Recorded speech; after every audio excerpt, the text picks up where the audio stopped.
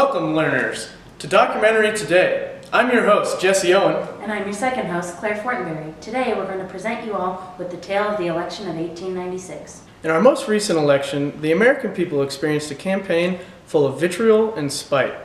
Candidates pitted against one another as mortal enemies dueled for the highest office in the land. Where did it all begin? Where did this political mudslinging first take its root?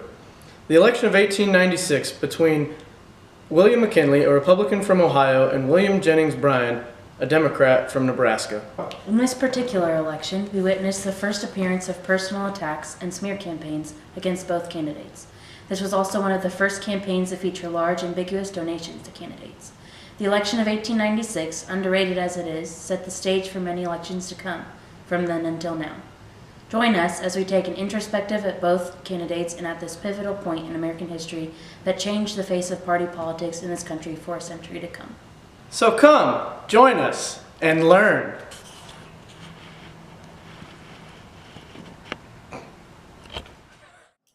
The election of 1896 holds a definitive role in the history of American politics, not because of the popularity of the election, but because of the crazy political tactics that America witnessed for the first time. These new and what were viewed as extreme political tactics stemmed from both the candidates who ran as well as the issues of the United States at that time. In an election that can only be viewed as city versus country, a demographic divide began to form in the United States. The 1890s are termed as the age of urbanization. In the year 1890, nearly 35% of the United States lived in urban areas. People in the nation were moving to the city in search of jobs due to the hard economic times of the 1890s. The Panic of 1893 had the United States in an economic depression. The depression was caused by the failure of both the Philadelphia and Reading Railroad and the National Cordage Company, which were both of the country's businesses with the largest number of employees. There was a stock market panic, high unemployment rates, and bankruptcies across the country. This depression started a free silver movement, in which would allow farmers to pay off their debts with a cheaper dollar. Due to the divide between farmers and city workers, two candidates would need to emerge that represent the two extremes in the nation. William McKinley's campaign was unlike those that had run before him. McKinley was steered by his campaign manager, a man by the name of Mark Hanna. Hanna financed McKinley's entire campaign and pioneered many new strategies that would come to define the handbook of how to win an election for years to come.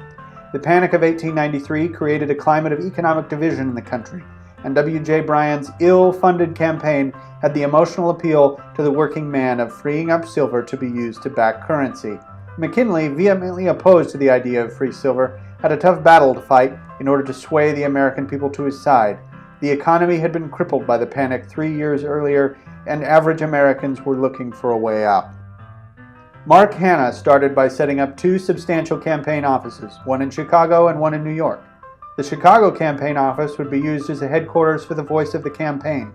The message and education aspects of the campaign would be coordinated from here. The New York office, personally headed up by Hanna, would be used primarily for fundraising. Many titans of industry donated to the McKinley campaign, including Mark Hanna's close personal friend, John D. Rockefeller. This method of financing was an unprecedented move for a presidential campaign. Up until that point, most campaign financing came from current office holders cutting a portion of their pay to donate to the campaign. When it was all said and done, Hanna had rose a $3.5 million budget, a sum of money that was grossly unprecedented for the time, and nowhere close to what W.J. Bryan was able to muster. William Jennings Bryan faced much controversy from within his own party. Many Democrats were unwilling to back him as they felt he was not a true Democrat. Many of the traditional backers of the Democratic Party, such as northern newspapers, refused to back him. This left Bryan lagging behind McKinley financially. He was able to raise a sum of $500,000. Bryan gained some of his money by passing the hat around at his rallies. Bryan was able to gather the support of southern newspapers and those of western silver states. Other supporters were businessmen with an interest in silver mining.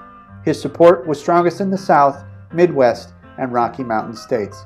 In order to convince Americans that the gold standard was still effective, the McKinley campaign set off on a mission to educate the populace.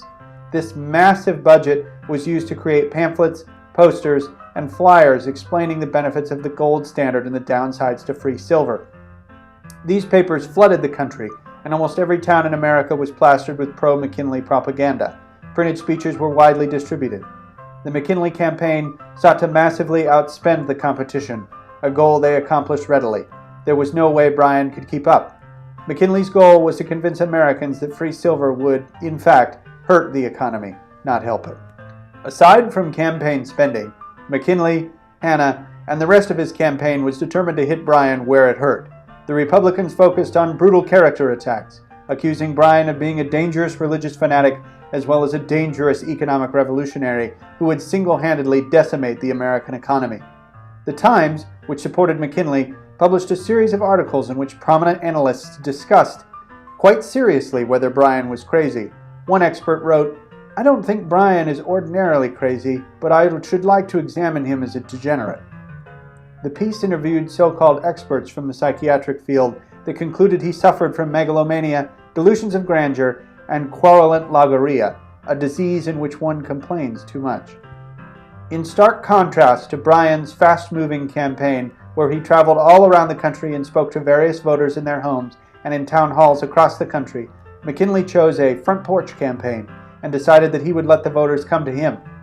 Mark Hanna tried in vain to persuade him otherwise, but eventually conceded and began the exhausting effort of shipping voters to McKinley's doorstep. Hanna would eventually secure approximately 500,000 voters to travel by train to McKinley's home, where the campaign had organized a comprehensive schedule of events designed specifically to overwhelm and persuade voters to their cause.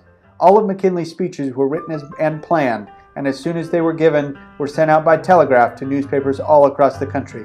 From his front stoop, McKinley had the ear of the entire country. Having behind us the producing masses of this nation and the world, supported by the commercial interests, the laboring interests, and the toilers everywhere, we will answer their demand for a gold standard by saying to them, "You shall not press down upon the brow of labor this crown of thorns. You shall not crucify mankind upon a cross of gold." True to his Gold Cross speech, silver was the major issue of Bryan's campaign. Trying to gather the votes of agrarian America, Bryan pushed the issue of a crusade of the working man against the rich. He felt that the rich had impoverished America by limiting the money supply by relying on the gold standard. If the ample supply of silver available were made into currency, America's prosperity could be restored while also undermining the power of money trusts. By using silver to back the money, there would be an inflation in the prices farmers received for their crops, allowing them to overcome debt incurred from the Panic of 1893. Bryan appealed to urban workers by stating their only way to be prosperous again was to allow farmers to prosper first. Burn down your cities and leave our farms, and your cities will spring up again. But destroy our farms, and the grass will grow in the streets of every city in the country. Bryan was not afraid to ask the people for their vote. Focusing his campaign on farmers facing economic depression as a result of the Panic of 1893, Bryan took his campaign to the people. He operated a daunting whistle-stop tour which lasted from September 11, 1896 to November 1, 1896. Bryan traveled 18,000 miles by train. This vigorous national speaking tour allowed him to speak to the voters directly, the first to do so since Stephen Douglas. He drew large crowds because of his great oratory skill and the novelty of seeing a presidential candidate speak in person. Bryan gave 500 speeches in 100 days, speaking to several million people. The bulk of October he spent in the Midwest, giving 160 of his final 250 speeches. In this tour, he focused heavily on the issue of silver. Bryan was able to visit 27 of the 45 states. He concluded his American tour by canvassing Nebraska in the final days before the election, giving 27 speeches, 7 of those in Omaha. William McKinley defeated William Jennings Bryan in a victory of 271 to 176 electoral votes.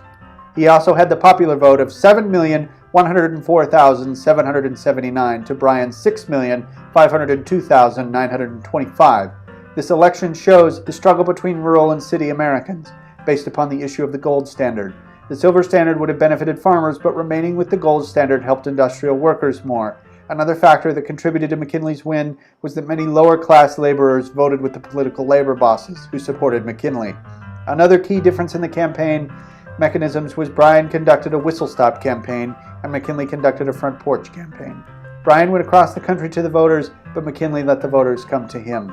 This election had the first smear campaign, the practice of bashing the opponent, which has continued to this day.